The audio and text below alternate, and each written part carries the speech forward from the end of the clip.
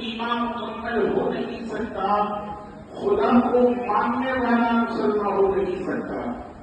حضرات، آج چاند کی 17 تاریخ ہے اور یہ مہینہ جو ہے ربیع الثانی کا مہینہ ہے، جسے ہم عام زبان میں 11ویں شریف کا مہینہ بولتے ہیں۔ اس مہینے کو پیر سرکار غوث اعظم رضی اللہ تعالیٰ عنہ سے نسبت ہے۔ غوث اعظم کا مقام تمام ولیوں کے اندر سب سے اعلیٰ ہے۔ میں نے قرآن کریمہ پڑھی، رب تبارک و تعالیٰ اپنے پاک کلام میں اعلان کر رہا ہے، یا ایھا الذین آمنوا اتقوا اللہ وکونوا مع الصادقین۔ اے ایمان والو، اللہ سے ڈرو، وکونوا مع الصادقین، اور تم سچوں کے ساتھ ہو جاؤ۔ ہم نماز پڑھتے ہیں، نماز کے اندر سورہ فاتحہ پڑھتے ہیں، اور سورہ فاتحہ کے اندر ہر انسان یہ پڑھتا ہے صراط الذین انعمت علیہم، اے اللہ تو ہمیں ان لوگوں کے راستے پر چلا جن پر تیرا انعام و اکرام ہوا ہے۔ آج قرآن سے پوچھتے ہیں، اے قرآن، وہ کون لوگ ہیں جن پر اللہ کا انعام و اکرام ہوا ہے؟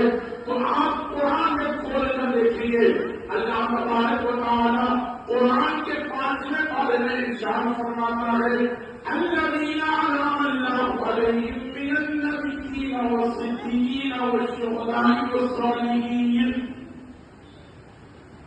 جن پر اللہ تبارک و تعالیٰ کا انعام و اکرام ہوا، وہ انبیاء کرام کی جماعت ہے، صدیقین کی جماعت ہے، شہداء کرام کی جماعت ہے، صالحین یعنی اللہ کے نیک بندوں کی جماعت ہے۔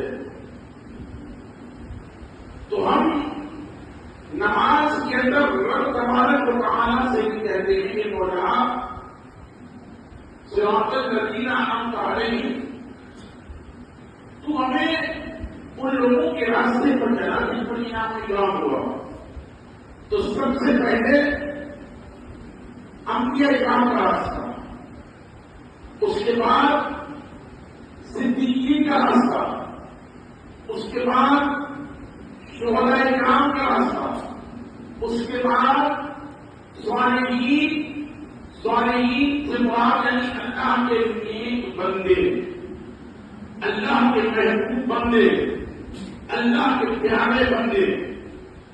اب سوال یہ ہے کہ ہم زبان سے یہ کہیں کہ ہم غوث اعظم سے محبت کرتے ہیں، ہم زبان سے یہ کہیں کہ ہم شاہ جمال اللہ سے محبت کرتے ہیں، ہم زبان سے یہ کہیں کہ ہم صابر پاک سے محبت کرتے ہیں، تو یہ تو ایک دعویٰ ہو گیا کہ ہم ان لوگوں سے محبت کرتے ہیں۔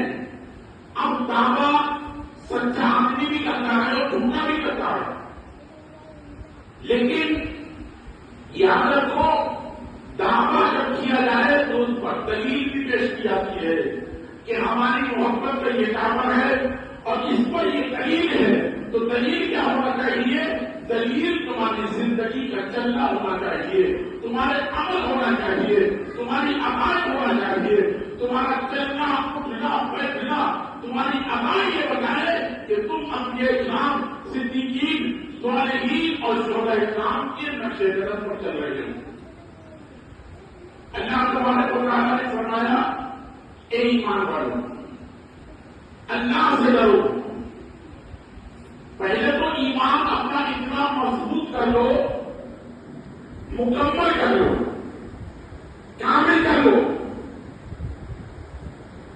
ایسا ایمان ہونا چاہیے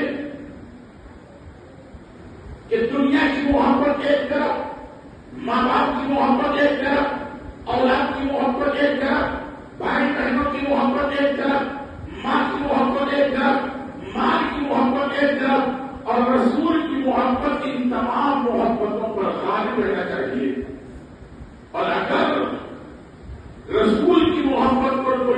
محبت لانے آ گئی تو ایمان مکمل نہیں ہے. ایمان ایسا ہونا چاہیے کہ اگر بات محبت رسول کیا جائے تو اپنا مال بھی قربان کر دو, اپنی جان بھی قربان کر دو, اپنی اولاد بھی قربان کر دو, اور زمانے کو یہ پیغام دے دو نہ سمجھ مرتے ہیں زندگی کے لیے, اپنا جینا مرنا سب کچھ نبی کے لیے. اس کے بعد اتقوا اللہ, اب اللہ سے ڈرو. یعنی پہلے ایمان, اس کے بعد کہا اللہ سے ڈرو. اب اللہ سے کون ڈرتا ہے؟ اللہ کا ڈر. الا ان اولیاء اللہ لا خوف علیہم ولا هم يحزنون. اے لوگوں خبردار, بے شک رب تبارک و تعالیٰ نے جب اولیاء کرام کا ذکر فرمایا تو کہا خبردار, بے شک اولیاء کرام کو نہ کوئی خوف ہے, نہ کوئی غم ہے, نہ کوئی ملال ہے. اے مولا, یہ بھی تو انسان ہے, ہم بھی انسان ہے, لیکن یہ مولا انہیں کوئی غم کیوں نہیں ہے, کوئی ملال کیوں نہیں ہے؟ تو جواب ملتا ہے کہ یہ جو دل ہے, دل کے اندر جب اللہ کا ڈر ہوتا ہے, جب اللہ کا خوف ہوتا ہے, تو نہ اسے پھر دنیا کا کوئی ڈر ہوتا ہے, نہ دنیا کا کوئی ملال ہوتا ہے. ایک ہوتا ہے غم اور ایک ہوتا ہے خوف.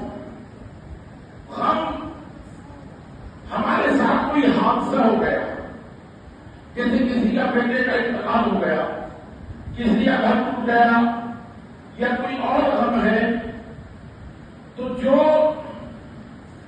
گزر چکا ہوتا ہے اس بات کا ہوتا ہے غم, اور آنے والے کل کا ہوتا ہے خوف کہ یار کل میرے ساتھ ایسا نہ ہو جائے, ڈر. لیکن جو اولیاء اکرام ہیں یہ اللہ کے دوست ہیں, اللہ کے محبوب ہیں, اللہ کے پیارے ہیں. انہیں نہ گزرے ہوئے کل کا کوئی خوف ہے, نہ آنے والے کل کا کوئی ڈر ہے, کیونکہ ان کے دل کے اندر اللہ کا ڈر ہے. جب انسان کے دل کے اندر اللہ کا ڈر ہوتا ہے تو وہ دنیا کی کسی طاقت سے نہیں ڈرتا ہے, اور جب اللہ کا ڈر نہیں ہوتا ہے تو وہ دنیا کی ادنا سے ادنا چیز سے ڈرتا ہوا نظر آتا ہے. آج ہمارے دلوں کے اندر دنیا کا ڈر ہے, اللہ کا ڈر نہیں ہے. اگر اللہ کا ڈر ہوتا تو حالات ایسے نہیں ہوتے.